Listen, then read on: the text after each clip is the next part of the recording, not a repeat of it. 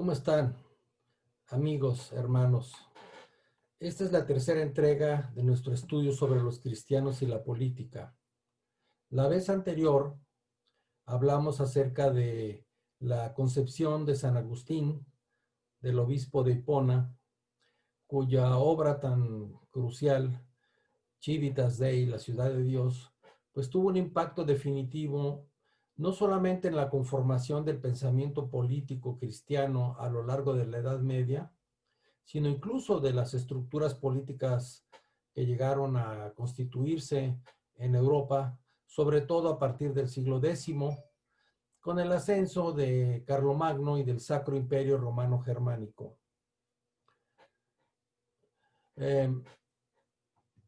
Vamos a ver ahora lo que sucedió posteriormente con el ascenso de la modernidad, sobre todo a partir del siglo XVI. La concepción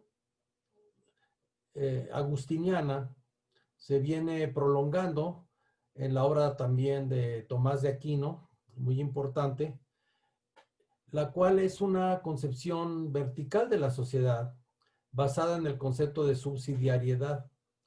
Es una idea vertical de la sociedad estratificada, jerárquica, en donde hay comunidades más importantes arriba, comunidades menos importantes abajo. Y bueno, finalmente la subsidiariedad consiste en que las comunidades llamadas inferiores cumplen funciones o les son delegadas funciones que pueden ellas mismas realizar por sí mismas, que pueden ellas realizar por sí mismas. Entonces esas funciones les pertenecen y entonces las estructuras o las comunidades superiores no tienen por qué ocuparse de ellas. Bueno, esta es una idea ontológica, desde luego, es una idea ontológica que se enraiza finalmente en una concepción aristotélica del mundo, jerárquica, y que es la que va a prevalecer, por lo menos hasta el siglo XVIII, tal vez podríamos decir, en los países particularmente hispánicos.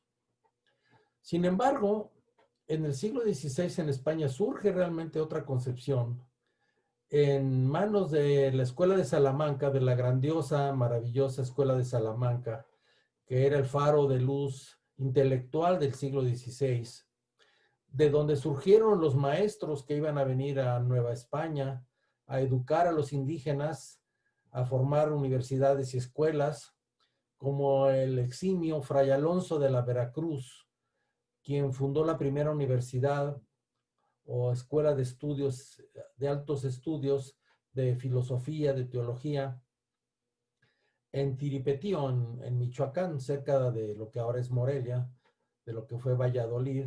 Ahí se fundó la primera escuela de altos estudios del continente, nada menos que por Fray Alonso, quien escribió además tratados de física y tratados de lógica muy importantes, que han quedado reseñados ya y publicados inclusive por la Universidad Nacional Autónoma de México. Bien, la Universidad de Salamanca, en la Escuela de Salamanca surge dos grandes pensadores, uno particularmente importante, que fue Fernando Vázquez de Menchaca, quien escribió una serie de textos llamados Controversias Ilustres, en donde expone una nueva forma de pensar la política, una nueva forma de filosofía política, que no es exactamente la concepción de la ley natural o de la ley divina de Agustín y Tomás de Aquino, sino es una concepción más naturalista, si se quiere decir así. Hay una tendencia a identificar la ley natural con la ley divina, pues, con la ley natural. De esta manera, se hace que la misma razón humana encuentre por sí misma en el mundo, en la creación, encuentre los principios y las normas de la ley divina. Esto no quita, desde luego, que el decálogo fuese considerado como parte de la ley divina, pero se consideraba que mucho de la ley divina estaba revelado simplemente en la misma naturaleza, basado en el principio que ya está en Tomás de Aquino, de que cada ente busca la propia preservación de su ser. Y ese es uno de los principios fundamentales de la ley natural. Todo ente tiende a preservarse en la existencia. Entonces, partiendo de este axioma, podríamos decir, se puede deducir mucho de una manera racional acerca de la ley natural.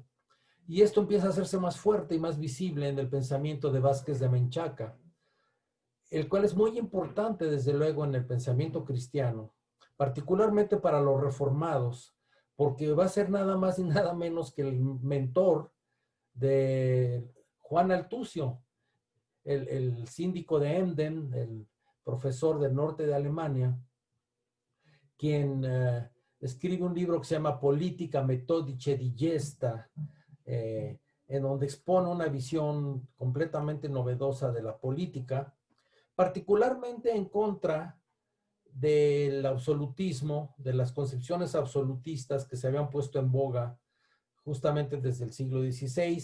La política se publicó en 1604, a principios del siglo XVII, pero en el siglo XVI se había impuesto el absolutismo en la práctica de los príncipes y de los reyes europeos. Todos tendían al absolutismo, desde luego. Y además hubo un teórico importante francés que se llamó Jean Bodin o Juan Bodino, quien escribió un tratado largo acerca del absolutismo, en donde se defendía la idea de que los reyes terrenales, los monarcas, eran legisladores, pero estaban por encima de la ley. Es decir, la misma ley que ellos legislaban quedaba por debajo de ellos. Pero se suponía que ellos, a su vez, debían de responder y obedecer los principios de la ley divina. Entonces, los monarcas absolutos se convierten en intérpretes de la ley divina, y con base en esa interpretación, ellos emitían leyes positivas a las cuales no quedaban sujetos. Bueno, el absolutismo monárquico, desde luego, tuvo una larga historia y fue terminando cuando rodó la cabeza de Luis XVI en la guillotina. Esos fueron los últimos estertores del absolutismo monárquico, pero todo el mundo daba por sentado el absolutismo monárquico. Todo el mundo daba por sentado que era lo, vamos a decirlo así, lo normal, lo obvio. Y entonces todas las enseñanzas que vamos a revisar en un momento de Vázquez de Menchaca, de la Escuela de Salamanca y de su discípulo calvinista Juan Altusio, pues no fueron tomadas en cuenta. Vemos así que frente al ascenso del absolutismo estatal en Europa y de teóricos políticos como Juan Bodino, que ya mencioné, quien vivió de 1530 a 1596 y quien argumentaba que el Estado era un poder al que no se le podía imponer límites de tiempo o competencia y cuya cabeza, es decir, el rey, no podía ser desobedecida bajo ninguna circunstancia y no debía estar sometida a la ley positiva. Contra esto, los doctores católicos españoles, Vázquez de Menchaca y Diego Covarrubias y Leiva, desarrollaron una doctrina opuesta a la doctrina del Estado de Derecho, perdón, una doctrina opuesta que es la doctrina del Estado de Derecho y del acotamiento constitucional del poder del jefe del Estado. Fernando Vázquez de Menchaca, quien vivió de 1512 a 1589, defendió la existencia de un orden normativo supraarbitrario cuyo origen no es el Estado, sino que está basado en principios inmutables derivados de la naturaleza humana, la cual es imagen y semejanza de Dios. Estos derechos naturales incluyen la libertad natural y la igualdad de todos los hombres.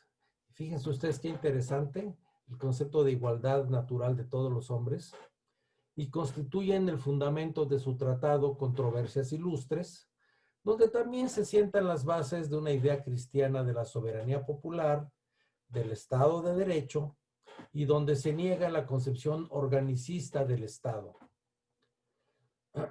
Otro jurista español importante, pero fíjense qué interesante, cómo ya en el pensamiento cristiano del siglo XVI empieza a aparecer la idea de igualdad esencial de todos los hombres, de la igualdad básica de los seres humanos. Es una idea cristiana, que obviamente se opone de manera diametral, de manera total al racismo en cualquiera de sus formas.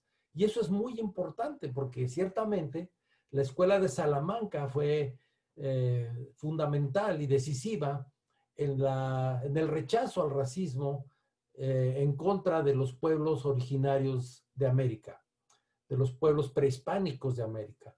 La escuela de Salamanca se caracterizó por la inclusión, por el reconocimiento de la humanidad de estas personas, del indígena americano, y no debe de extrañarnos porque aquí están ya las tesis políticas que van a fundamentar precisamente la creación de los virreinatos de América y de la inclusión del indígena como ciudadano o súbdito de pleno derecho. Otro jurista español importante fue Diego Covarrubias y Leiva, quien vivió de 1512 a 1577, quien hizo contribuciones importantes a la teoría de la soberanía popular, argumentando que los derechos de soberanía del pueblo son inalienables. Pero vamos a discutir un poquito más adelante el concepto de soberanía de estos pensadores, que no es el que está en boga actualmente y ciertamente no es el que propugnó Juan Jacobo Rousseau. El principal continuador de las doctrinas políticas de los católicos españoles, Vázquez de Menchaca y Covarrubias y Leiva, fue nada menos que el calvinista Juan Altucio, quien vivió de 1586 a 1638. Es de una generación posterior, podríamos decir. En su importante tratado, Politica Methodice Digesta, el cual fue escrito o publicado más bien en 1603. Partiendo de los resultados alcanzados por los doctores católicos salmantinos y por otro calvinista que se llamó Lambert Danot, que era francés, y en abierta y consciente oposición a las doctrinas humanistas absolutistas, Altucio introdujo la idea de que el rey o gobernante no es más que un administrador y mandatario cuyos poderes están sujetos a la ley natural y a una ley positiva fundamentada en la ley natural. Es así que Altucio introdujo la idea de constitución fundamental, a la cual debe ceñirse no solo el gobernante, sino también el pueblo. Y eso es muy importante. Esto, desde luego, significa que el concepto cristiano de soberanía popular es totalmente diferente del que ha estado en boga en la actualidad, por ejemplo, en México y en círculos humanistas seculares. A diferencia de lo que enseña Rousseau, cuya doctrina constituye el fundamento del populismo en realidad, tanto Altucio como sus mentores católicos enseñaron que el pueblo está sometido, sujeto a la ley natural, vale decir la ley de Dios, y por lo tanto la Constitución no puede ser el resultado de un mero consenso popular. Los izquierdistas, los revolucionarios son muy dados a hacer constituciones porque creen que a través de la Constitución van a transformar la realidad. Esa es la ilusión en la que siempre han vivido. Más bien, la Constitución debe ser ella misma expresión de esa ley, de la ley de Dios, de la ley natural, y el gobernante no debe ser el intérprete de la ley divina, como quería Bodán o Bodino, sino más bien debe ceñirse a la Constitución. Al defender el federalismo consensual como forma idónea de organización política, Altucio le asignó un papel central a la ley. Es decir, empieza a aparecer la idea del Estado de Derecho y del imperio de la ley frente al absolutismo y la arbitrariedad, ya no digamos, de la nobleza o de los antiguos señores feudales. Pero el lazo de unión tampoco puede ser la pura voluntad popular. Vox populi non est vox Dei. La voz del pueblo no es la voz de Dios. El pueblo normalmente está equivocado y debe ser corregido con base en la ley de Dios. Entonces, asignarle al pueblo la idea o el atributo, mejor dicho, de que es infalible, pues es una perversión definitivamente, porque eso es desconocer el derecho natural, la ley natural y la ley divina, desde luego. La soberanía popular está también limitada por la ley de Dios, la cual hace explícito lo que la razón enseña al hombre en general, como dice Romanos 2:15. Es tarea de las naciones, a través de sus órganos legislativos, emitir leyes que expliquen la ley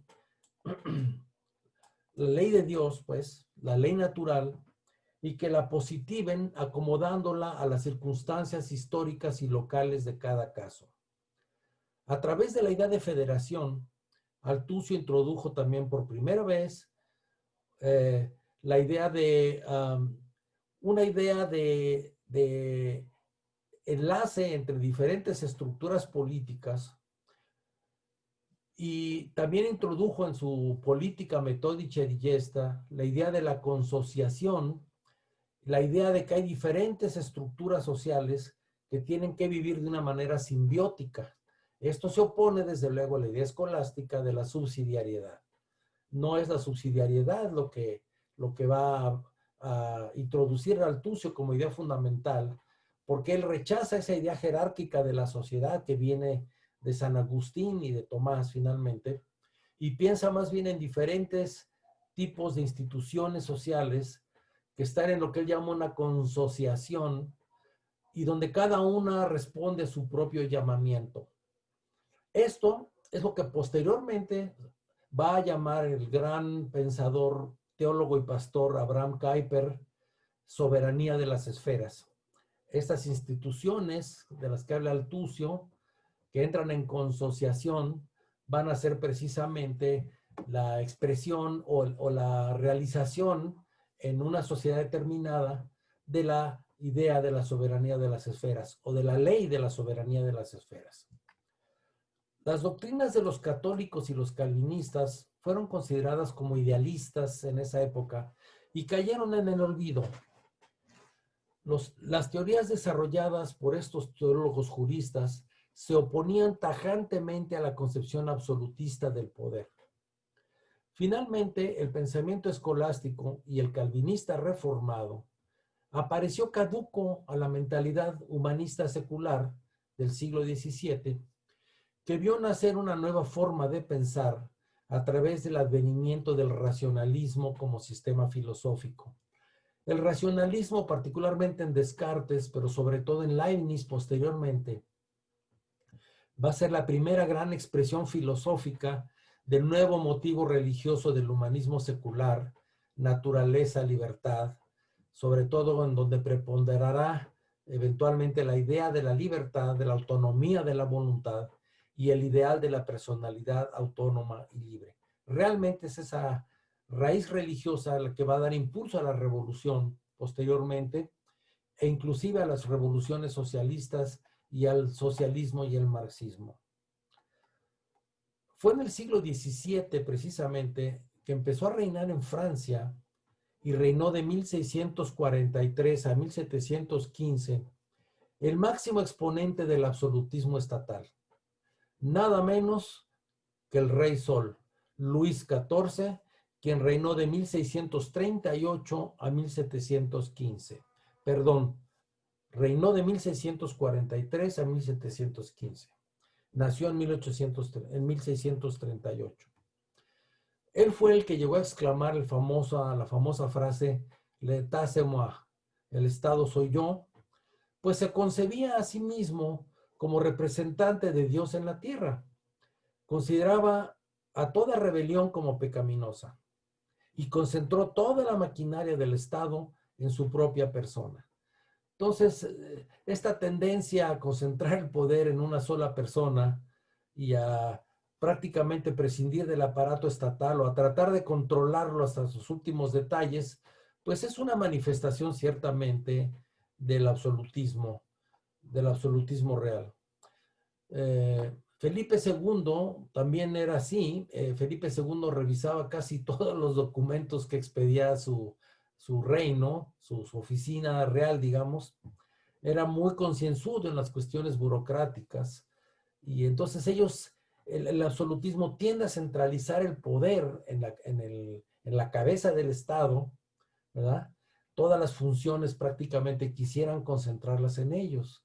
Ellos son el poder ejecutivo, ellos son el poder legislativo y son el poder judicial.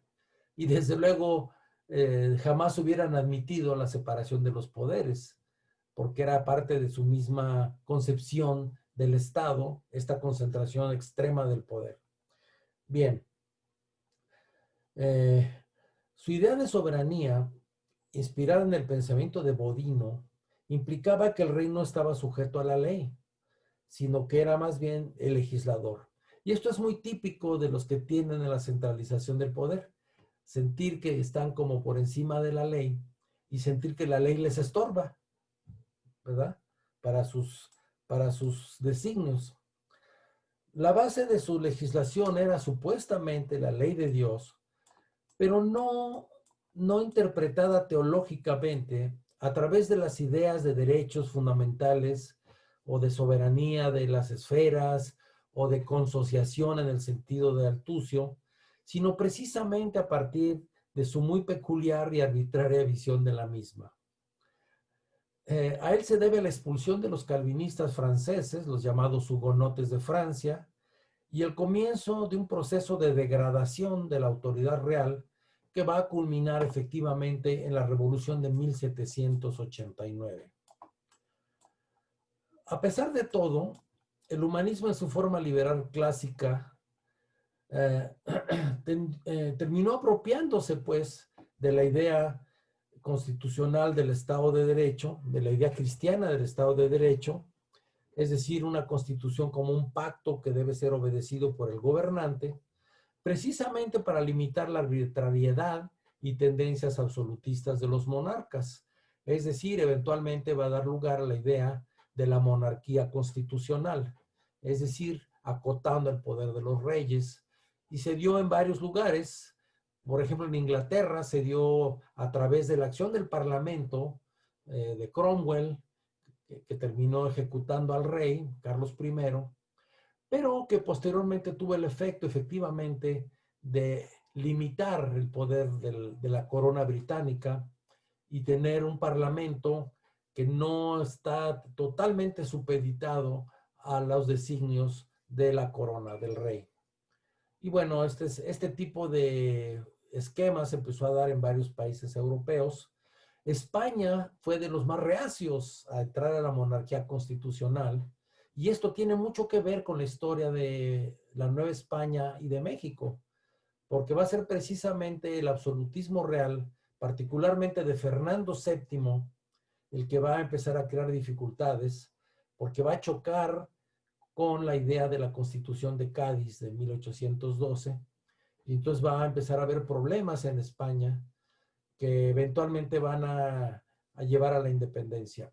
De hecho, la razón por la que Agustín de Iturbide hace y el grupo que él representa, que eran antes los llamados realistas, van a realizar la independencia, es porque se vuelve a promulgar la Constitución de Cádiz y ellos detestaban los elementos constitucionales liberales que contenía la Constitución de Cádiz.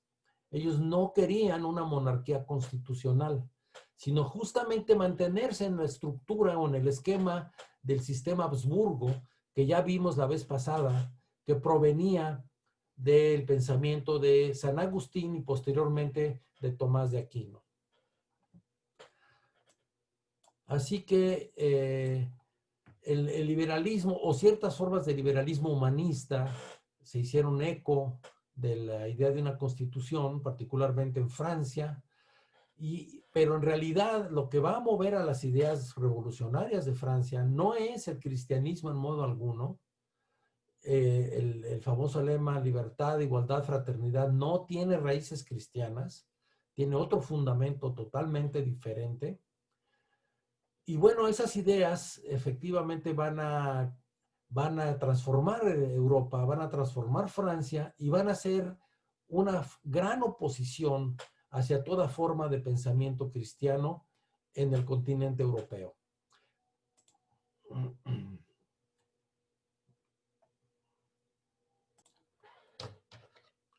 Mientras todo esto pasaba, particularmente en los Países Bajos, que habían obtenido su independencia frente a España en 1648, en la Paz de Münster.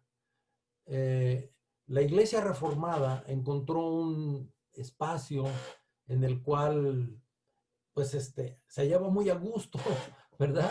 En una enorme libertad, porque la misma corona neerlandesa pues estaba afiliada a la Iglesia Reformada y había sido la dinastía de Orange, había sido defensora pues de la Iglesia Reformada.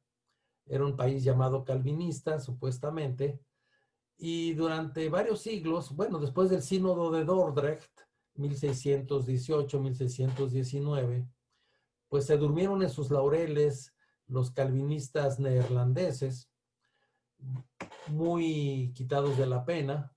La idea de una filosofía propia que Calvino había de alguna manera sugerido pasó enteramente al olvido. Y la propedéutica filosófica en los seminarios teológicos reformados holandeses, pues era la filosofía católica de los jesuitas, de Francisco Suárez, y entonces no se desarrolla un pensamiento propio. Pero estaban muy contentos, muy a gusto en su zona de confort. Y así estuvieron varios siglos, hasta finales del siglo XVIII, en que las ideas humanistas empezaron a penetrar en el reino de los Países Bajos y empezaron a tener problemas. La cultura calvinista se empezó a ver relegada. Y esto va a ocurrir de manera dramática cuando Napoleón Bonaparte invade efectivamente los Países Bajos con sus ideas revolucionarias. Napoleón llevaba el racionalismo revolucionario de Francia a los países que invadía. Y entonces esto introduce a los Países Bajos a una decadencia que eventualmente los va a llevar a una situación de deterioro social, de pobreza, parecido al que estamos viviendo aquí actualmente en Hispanoamérica. Pero estoy hablando de principios del siglo XIX, quizás hacia 1820 aproximadamente. Y esto va a dar lugar a una reflexión sobre la que vamos a empezar a hablar en la próxima entrega, en la cuarta entrega. Va a dar origen a una reflexión desde la posición calvinista acerca de las ideas de la Revolución Francesa como causa del deterioro y de la degradación de la vida política, económica y social de los Países Bajos. Pero esto será pues el motivo de la próxima entrega y espero que aquí nos podamos seguir viendo para tratar tan importantes temas. Dios les bendiga.